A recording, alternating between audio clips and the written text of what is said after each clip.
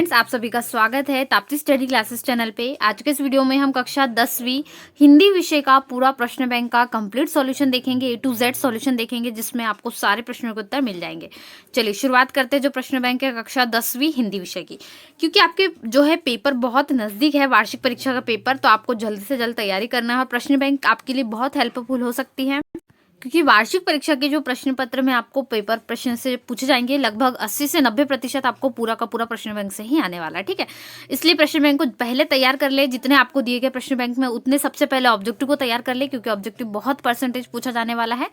ज़्यादा से ज़्यादा आपको 32 मार्क के लिए जो ऑब्जेक्टिव पूछने वाले हैं, ये पूरे यदि आप कर लेते हो तो आपके पासिंग मार्क्स भी बढ़ जाते हैं, साथ में आपके जो है नंबर भी अच्छे आएंगे। ठीक है, तो चलिए इसके उत्तरों को शुरू करते हैं। किस प्रकार से आपको ऑब्जेक्टिव क्वेश्चन हालांकि इसमें दिए गए हैं प्रश्न बैंक में, तो आप उससे भी नोट कर सकते हो यहाँ पर। चलिए हम पूरे देख लेते हैं आंसर आपको किस प्रकार से लिखना है।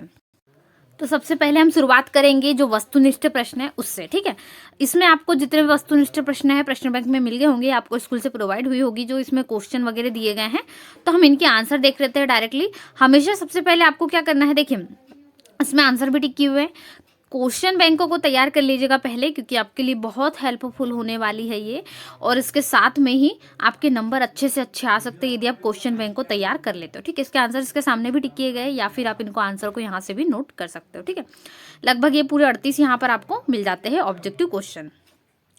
अब आगे भी यहाँ पर आपको पूरे 38 क्वेश्चन आंसर को टिक कर लेना है। ठीक है, या फिर यहाँ पर आंसर नोट कर सकते हो। और साथ ही साथ में जितने भी स्टूडेंट्स चैनल पे नए हैं, चैनल को सब्सक्राइब जरूर कर लीजिएगा। कक्षा 10वीं से संबंधित सभी स्टडी मटेरियल आपको चैनल के माध्यम से मिल जाएगा, इसलिए चैनल को सब्सक्राइब करना ना भूलें। और साथ ही वीडियो को लाइक जरूर करें, और आपके साथ में जितने भी विद्यार्थी पढ़ते हो उन सभी को वीडियो जरूर शेयर कर दें। ठीक है, देखिए रिक्त स्थान दिए गए हैं, तो यहाँ पर आपको इस प्रकार से आंसर भी इसमें मिल रहे हैं। पूरे आंसर टिक किए हुए हैं, या तो फिर आप इसको आंसर को भी नोट कर सकते हो। ठीक है, दोनों तरीके से आप जिस प्रकार से इसको नोट करना चाहें, पहले ऑब्जेक्टिव क्वेश्चन तैयार करने की कोशिश कर ले, क्योंकि लगभग 32 यदि आपने सही कर लेते हो पूरे 32 मार्क के, तो आपके परसेंटेज इसमें ज़्यादा बनेंगे। हिंदी में नंबर बहुत अच्छे से आप कमा सकते हो, इसलिए हिंदी के नंबर पे खास आपको ध्यान देना है। ठीक है, सही जोड़ी बनाइए में देख लेते हैं। आपको अच्छे से तैयारी इसलिए भी करना है क्योंकि ये बहुत इंपॉर्टेंट होने वाली है। यानी आपको वार्षिक परीक्षा बहुत जल्द है, और यदि पेपर आपके आते हैं तो सरल तो आने वाले हैं, वस्तुनिष्ठ भी ज़्यादा है। तो यदि पेपर सरल आएगा तो आप अच्छे से कर सकते हो। और पेपर सरल क्यों आएगा, क्योंकि इसका पूरा प्रश्न बैंक से ही पेपर निकलने वाला है। ठीक है, पिछले वर्ष जो 9th 11th के पेपर निकले थे पूरे प्रश्न बैंक से आए थे, इसीलिए आप भी प्रश्न बैंक को अच्छे से नोट करें। ये सही जोड़ी का उत्तर हो जाएगा। दूसरा सेट होगा सही जोड़ी का उत्तर, ये दूसरे सेट का उत्तर हो जाएगा, और तीसरा सेट जो है वो भी तीसरा सेट का उत्तर यहाँ पर हो जाएगा। ठीक है, ये तीसरे सेट के लिए। चलिए चौथा सेट जो है सही जोड़ी का, उसका भी उत्तर यहाँ पर आपको दिया गया है, इसको नोट कर लीजिएगा। चलिए अब हम देख लेते हैं, एक कुछ क्वेश्चन है जो एक शब्द एक वाक्य में उत्तर दीजिए है, इन पे नोट करेंगे, हम ध्यान देंगे। तो ये सारे प्रश्न यदि आप एक बार पढ़कर तो जाना ही जाना है, प्रश्न बैंक के बाहर तो कुछ आएगा नहीं। एक या दो ही क्वेश्चन जो प्रश्न बैंक से बाहर जा सकते हैं, उसको भी प्रिपरेशन करना है। ठीक है, तो पहले प्रश्न बैंक को कवर कर ले। यदि 80 से 90% आपकी पेपर की तैयारी हो जाती है तो वो काफ़ी है। हम 10% के पीछे नहीं जाएंगे, क्योंकि यदि हम उसके पीछे जाएंगे तो हमारा 80 से 90% छूट जाएगा, यानी वो प्रश्न बैंक है पूरा। ठीक है, ये इसके उत्तर भी यहाँ पर दिए गए हैं, आप इन उत्तरों को नोट कर सकते हैं। ठीक है, बहुत सारे क्वेश्चन है इसमें, हालांकि आप इसको धीरे धीरे 1 बाय 1 करके तैयार कर सकते हो। पूरा 28 है इसमें। तो ये एक शब्द एक वाक्य में जो उत्तर है। पांचवा है प्रश्न क्रमांक 5, सत्य असत्य बताइए। इसमें 31 क्वेश्चन है सत्य असत्य में। ठीक है, ये क्वेश्चन आपको दिख रहा है, पूरे 31 क्वेश्चन है। इनके उत्तर देख लेते हैं। जो सत्य असत्य में आपको 31 क्वेश्चन पूछेगा, उनके उत्तर ये हो जाएंगे। चलिए प्रश्न क्रमांक 6 है, 30 शब्दों में उत्तर देना है। पद्य साहित्य से आप क्या समझते हो जाएगा। भक्ति काल की 2 विशेषताएं वेरी इंपॉर्टेंट है, क्योंकि आ चुकी है, और छायावाद की ये दोनों में अथवा में आ जाती है। ठीक है, भक्ति काल के 2 कवि के नाम और प्रत्येक कवि की एक रचना है, तो ये भी दी गई है। भक्ति काल मतलब जिनने भक्ति संबंधित आधारित रचनाएं की है। ठीक है, छायावाद के 2 कवि गोपिया द्वारा, ये वेरी इंपॉर्टेंट है, इसको टिक कर लीजिएगा, वेरी वेरी इंपॉर्टेंट है। गोपियों द्वारा उद्धव को भाग्यवान कहने में क्या व्यंग्य निहित है, ये प्रश्न है। ठीक है, ये हो जाएगा। तो ये पूरा उत्तर यहाँ पर कंप्लीट हो जाएगा। इसके अलावा सूरदास की काव्यगत विशेषता अलग से यदि आती है 2 अंक के लिए, तो 2 से 3 अंक के लिए आ सकती है, तो इसमें आप देख लेंगे, इसमें भी दिया गया है। ठीक है, और पॉइंट में है सूरदास का कवि परिचय बहुत महत्वपूर्ण है। इनका भाव पक्ष लिखते हुए 2 रचनाओं के नाम लिखना है, तो देखिए ये हो जाएगा इनका भाव पक्ष और इनकी 2 रचनाएं। सुरसागर सुरसारावली आपको याद हो जाएगी सूरदास के नाम से ही। ठीक है, प्रश्न क्रमांक 9 भी है। चलिए प्रश्न क्रमांक 10 है, तुलसीदास जी का कवि परिचय वेरी इंपॉर्टेंट है, इनकी काव्यगत विशेषता आती है, तो दोनों इस प्रकार से हो जाएगा। ठीक है, इनकी रचनाएं को ना भूलना है आपको, क्योंकि हमेशा पूछी जाती है। फिर इनका भाव पक्ष, कला पक्ष यानी इनका कवि परिचय मान लीजिए। फिर जयशंकर प्रसाद की काव्यगत विशेषता हो गई। यहाँ पर आपको एक क्वेश्चन नंबर 15 में निराला का है भाव पक्ष और कला पक्ष, तो ये उनका भाव पक्ष हो जाएगा। ठीक है, आधुनिक हिंदी साहित्य में जयशंकर प्रसाद का क्या स्थान है, तो ये हो जाएगा उनका स्थान। आपको उनके बारे में लिख देना है। और जयशंकर प्रसाद का भाव पक्ष और कला पक्ष जो है वो ये भी हो जाएगा। ठीक है, अलंकार योजना वगैरह ये हो जाएगा जयशंकर प्रसाद का कला पक्ष, जो आपको लिखना है। इसके अलावा है निराला की 2 रचना हिंदी साहित्य में उनका स्थान। ठीक है, ये प्रमुख रचना हो गई। उद्धव के व्यवहार की तुलना किस किस से की गई है। गोपियों ने किन किन उदाहरणों के माध्यम से उद्धव को उलाहना दी है। उद्धव द्वारा दिए गए योग के संदेश ने गोपियों की विरह में घी का काम कैसे किया। ठीक है, गोपियों के अनुसार राजा का धर्म क्या होना चाहिए, ये एक प्रश्न है।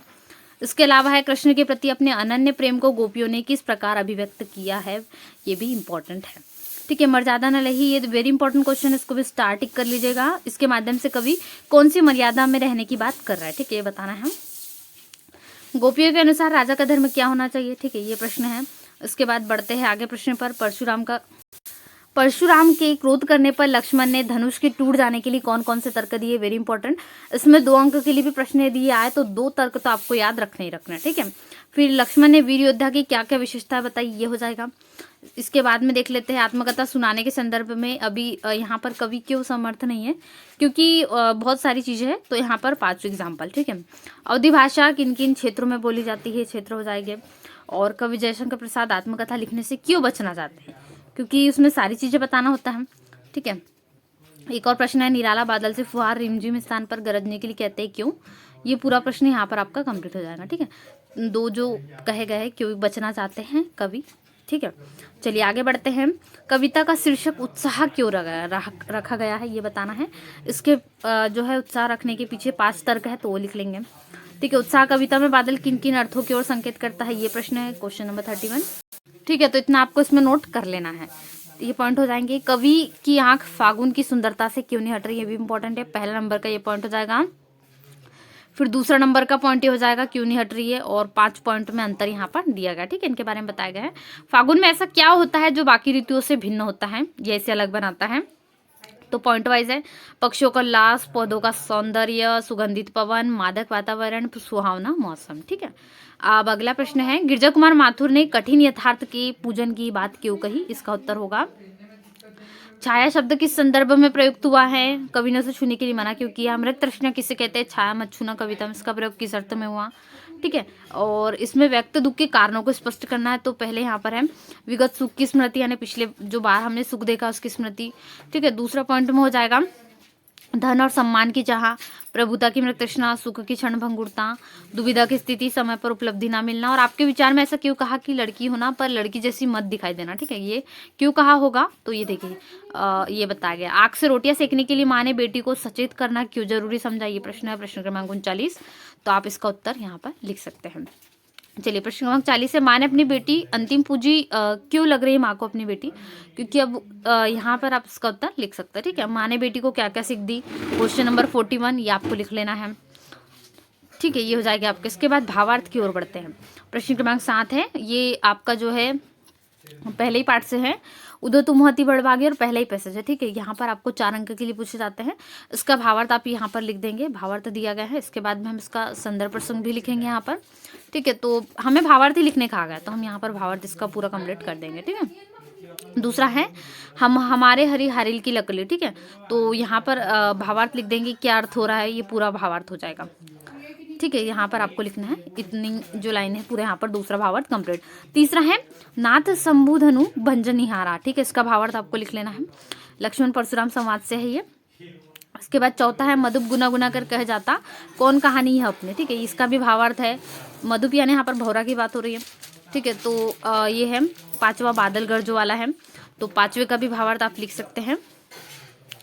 5वें का भावार्थ ज़्यादा नहीं है, छोटा सा ही है, तो ये भावार्थ आपका हो जाएगा। ठीक है, चलिए 6वां है उत्साह से अट नहीं रही है, इसमें भावार्थ छोटा सा है क्योंकि 3 ही लाइनें हैं, तो 3 लाइनें का भावार्थ। फिर 7वां है छाया मत छूना से। ठीक है, 7वां जो पॉइंट में हो जाएगा, इसका भावार्थ आपको इस प्रकार से लिख देना है। ये पूरा कंप्लीट भावार्थ हो जाएगा। इसमें थोड़ा सा और लिख देंगे, 2 से 3 लाइनें, तो ये हो जाएगा। इसके बाद हम ये वैसे तो क्षितिज का देख रहे हैं, इसमें सारा कुछ आपको इंपॉर्टेंट ही है। माँ ने कहा पानी में झाँक कर अपने चेहरे पे मत रिझना, इसका भावार्थ लिख लोगे। ठीक है, थोड़ा लंबा है, इसका पूरा भावार्थ आपको लिख लेना है। अब यहाँ पर हम बढ़ते हैं इसके जो काव्य बोध से यानी जो कविताएं है, पद्यांश होते हैं, उसके वस्तुनिष्ठ प्रश्नों की ओर। सारे एक अंक की, क्योंकि पहले वस्तुनिष्ठ तैयार करना है। ठीक है, इतने प्रश्न आपको यहाँ पर मिल रहे हैं। देखिए, इसके बाद है 10वां, तो ये पूरे 10 प्रश्न है वस्तुनिष्ठ। ये 10 प्रश्न के उत्तर यहाँ लिख लेंगे, पूरे कंप्लीट हो जाएंगे। प्रश्न क्रमांक 2 है, रिक्त स्थानों की पूर्ति कीजिए। इस प्रश्न क्रमांक 2 के उत्तर आपको पूरे यहाँ पर मिल जाएंगे। ठीक है, जितने प्रश्न पूछे गए पूरे 9। इसके बाद में हम देखते हैं प्रश्न क्रमांक 3, सही जोड़ी। ये सही जोड़ी का उत्तर हो जाएगा। चलिए, प्रश्न क्रमांक अगला देख लेंगे। प्रश्न क्रमांक जो है हमारा अगला सेट है सही जोड़ी का, इसमें दूसरा सेट होगा सही जोड़ी का। इसके उत्तर भी आपको यहाँ पर दिए गए हैं।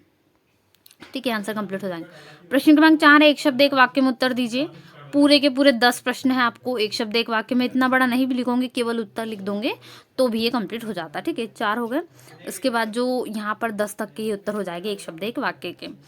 अगला है प्रश्न क्रमांक 5, सत्य असत्य बताइए। सत्य असत्य में बहुत सारे प्रश्न हैं, इनके उत्तर हो जाएंगे 10 के। ठीक है, चलिए 6वां प्रश्न देखते हैं। चैनल को जल्दी सब्सक्राइब कर लीजिएगा। जितने भी स्टूडेंट्स ने अभी तक चैनल को सब्सक्राइब नहीं करा है, जल्दी से कर लीजिए, ताकि कक्षा 10वीं से संबंधित, वार्षिक परीक्षा से संबंधित सारी इंपॉर्टेंट चीज़ें आपको चैनल के माध्यम से मिलते रहे। इसके अलावा वीडियो को लाइक करें और अपने सभी दोस्तों के साथ वीडियो को ज़्यादा से ज़्यादा शेयर करें, जिससे सभी स्टूडेंट्स की हेल्प हो।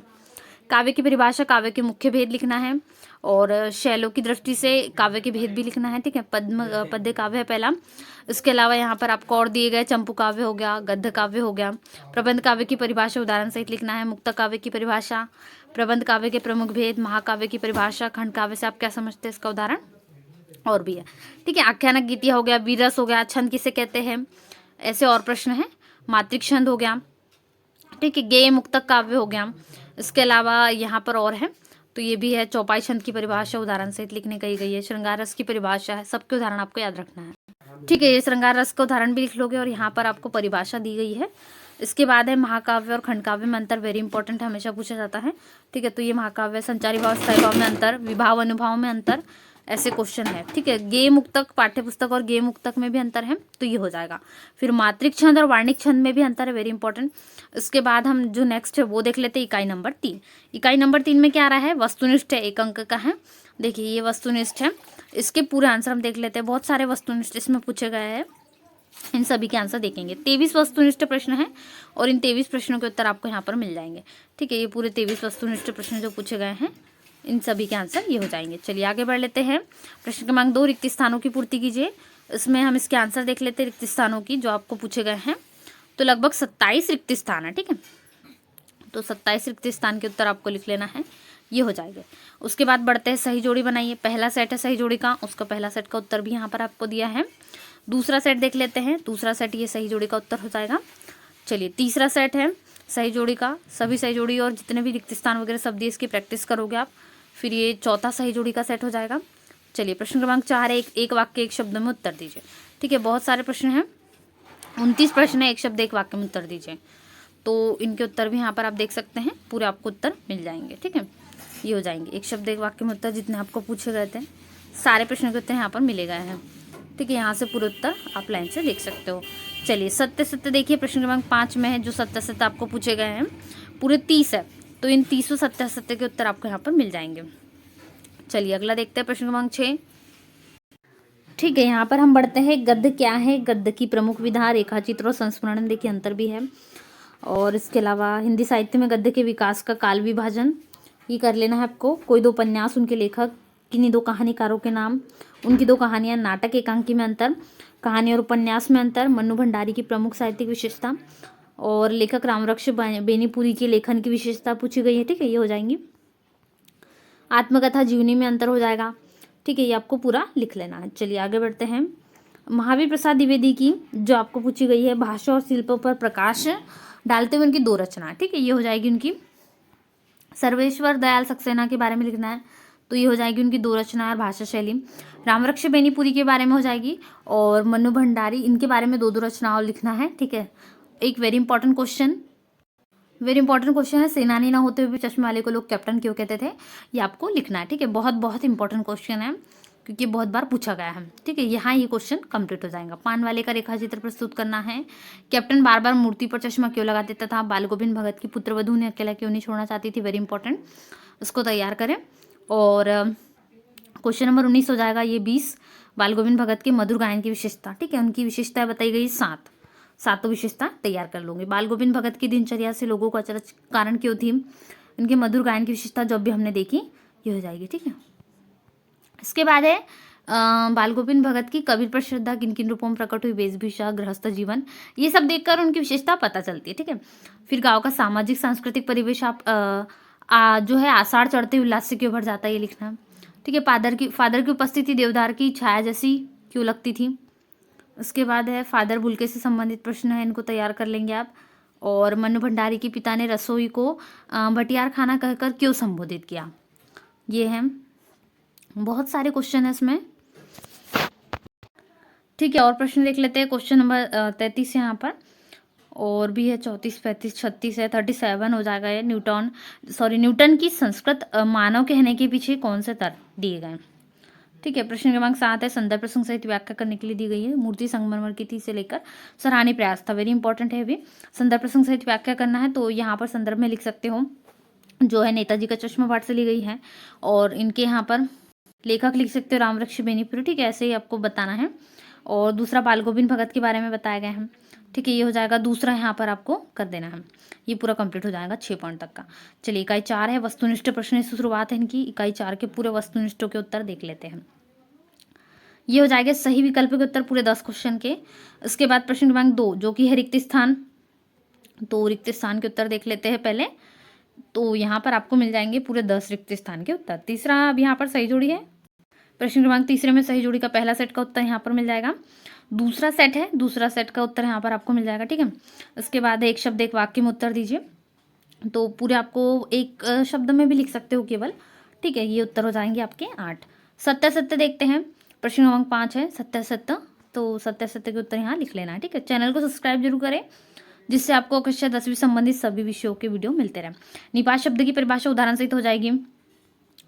उसके बाद हो जाएंगे यहाँ पर समुच्चय बोधक परिभाषित करना है, वाच्य की परिभाषा हो जाएगी। और कर्मवाच्य की परिभाषा उदाहरण सहित हो जाएगी। ठीक है, कर्तवाच्य, भाववाच्य सभी वाच्य को पढ़ना है। अकर्मक क्रिया, सकर्मक क्रिया, क्रिया विशेषण, मुहावरे, समास के प्रकार, समास की परिभाषा।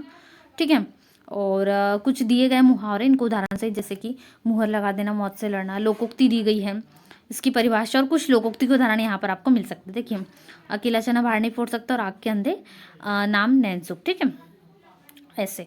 विज्ञापन, सूचना लेखन, अनुच्छेद लेखन, संवाद लेखन से क्या अभिप्राय है। अनेकार्थी मतलब बहुत सारे अर्थों एक शब्द के। ठीक है, औपचारिक पत्र, अनौपचारिक पत्र, कर्मधारय समास, बहुब्रीहि समास में 3 अंतर ये हो जाएंगे। विज्ञापन लेखन और सूचना लेखन में अंतर। लोकोक्ति मुहावरे में कोई 3 अंतर, वेरी इंपॉर्टेंट है लोकोक्ति और मुहावरे में अंतर। ठीक है, अब इकाई 5 पे बढ़ते हैं। चलिए, इकाई 5 देख लेते हैं। आपको सबसे पहले सही विकल्प देखना है। सही विकल्प पूरे 9 प्रश्न है इसमें। सही विकल्प में इन 9 प्रश्न के जो है उत्तर यहाँ पर आपको दिए गए। ठीक है, प्रश्न क्रमांक 2 है रिक्त स्थानों की पूर्ति कीजिए। रिक्त स्थानों की पूर्ति कीजिए में आपको यहाँ पर रिक्त स्थान नोट कर लेना है। उसके बाद है प्रश्न क्रमांक 3 सही जोड़ी बनाइए। सही जोड़ी बनाइए का सेट यहाँ पर आपको मिल जाएगा। इसके बाद इसमें दूसरी सही जोड़ी का सेट है। दूसरी सही जोड़ी के सेट का उत्तर ये हो जाएगा। जिन स्टूडेंट्स के पास सॉल्यूशन इसका नहीं है जल्दी से नोट कर लेंगे, क्योंकि आपको स्कूल से भी प्रोवाइड होने वाले हैं प्रश्न बैंक, परंतु तब तक बहुत आपके पास समय है, तब तक इस वीडियो से आप इसको नोट कर सकते हो। ठीक है, 6 जो सही आपको दिए गए थे, एक शब्द एक वाक्य में उत्तर ये हो जाएंगे। प्रश्न क्रमांक 5 है सत्य असत्य बताइए। ठीक है, चलिए इसके उत्तर देखेंगे। सत्य असत्य के उत्तर आपको यहाँ पर मिल जाएंगे। उसके बाद बढ़ते हैं आगे। प्रश्न क्रमांक 6 वेरी इंपॉर्टेंट पहला प्रश्न है, भोलानाथ अपने साथियों को देखकर सिसकना क्यों भूल जाता है। और दूसरा है बच्चे माता पिता के प्रति अपने प्रेम को कैसे अभिव्यक्त करते हैं। माँ बच्चे को किस प्रकार खाना खिलाती है। चूहों के बिल में पानी उलझने पर क्या हुआ। ठीक है, और 7, 8, 9 पॉइंट इसमें है इस क्वेश्चन में। चलिए, अगला है प्रश्न क्रमांक 5 रानी एलिजाबेथ के दर्जी की परेशानी का क्या कारण था। जॉर्ज पंचम की लाट की नाक को पुनः लगाने के लिए क्या क्या मूर्तिकार को क्या क्या यत्न करने पड़े। इसमें 4 दिए गए, इतने 4 प्रकार के यत्न उसने किए। ठीक है, अखबार क्यों चुप थे उस दिन, ये हो जाएगा इसके पॉइंट में। राजधानी में किस बात का तहलका मचा था। ठीक है, ये हो जाएगा। और कलाकार की आंखों में आंसू क्यों आए, ये हो जाएगा प्रश्न क्रमांक 9। उसके बाद 10 है, और यहाँ पर 11वां प्रश्न भी है, और ये ख नंबर भी हो जाएगा 11वें में। ठीक है, 11वें में ख नंबर का, और 12वां प्रश्न है हिरोशिमा के बारे में। तो ये हो जाएगा उसका कंप्लीट उत्तर। इकाई नंबर 6 की ओर बढ़ते हैं। अपठित गद्यांश या काव्यांश जो पूछे जाते हैं। मानव का कारण ही मानव के प्रति अनुदार उठना न केवल मानवता की लज्जा वरन अनुचित भी है। इसका शीर्षक हो जाएगा मानवता का आदर। यथार्थ मनुष्य किसे कहते हैं, पैसेज में उत्तर है। इसका सारांश हो जाएगा, दूसरा भी दिया गया है। आप हमेशा अच्छी जिंदगी जीते आ रहे हैं, तो इसका उचित शीर्षक लिख लेंगे, स्वस्थ शरीर अनमोल शरीर, इसके बारे में प्रश्न है। तीसरा है, तीसरे का भी हो जाएगा पैसेज, ये चौथा पैसेज है। इसके क्वेश्चन ही है, आप इसको स्वयं से हल कर सकते हैं, ठीक है।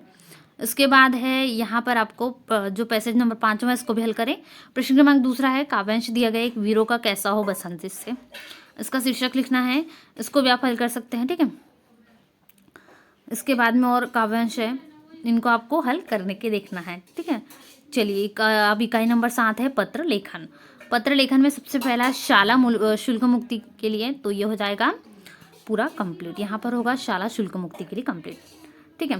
प्रश्न क्रमांक 2 है, स्थानांतरण टीसी के लिए आवेदन पत्र, ये हो जाएगा टीसी का। और बुक बैंक का यहाँ पर हो जाएगा विषय और इसके बारे में थोड़ा सा डिटेलिंग, ठीक है। ये पूरी डिटेलिंग लिख दोगे, ये हो जाएगा। उसके बाद अंक सूची की प्रति मंगवाने के लिए ये हो जाएगा लेटर। इनमें से कोई ना कोई आपको आएंगे ही आएंगे, बाहर से नहीं आएंगे, ठीक है। तो ये पूरा कंप्लीट हो जाएगा शुल्क, जो आपको टीसी मंगवाना है आपकी पुरानी वो, ठीक है। और महोदय का ध्वनि विस्तारक यंत्र के लिए हो जाएगा पूरा यहाँ पर कंप्लीट। बड़े भाई के विवाह में आमंत्रित करना है अपने मित्र को, तो यहाँ से शुरू करोगे, ठीक है। तो विवाह के लिए आमंत्रण पत्र को इस प्रकार से कंप्लीट कर लोगे। फिर परीक्षा में प्रथम स्थान पर मित्र को बधाई पत्र, ये हो जाएगा, ठीक है। और वार्षिक परीक्षा की तैयारी में पिताजी को पत्र लिखना है, कैसे आपने तैयारी की, तो ये पूरा पत्र यहाँ पर फिनिश हो जाएगा। फिर पिताजी को पत्र लिखना है आपको, स्थल भ्रमण करना है कहीं पर, ये हो जाएगा।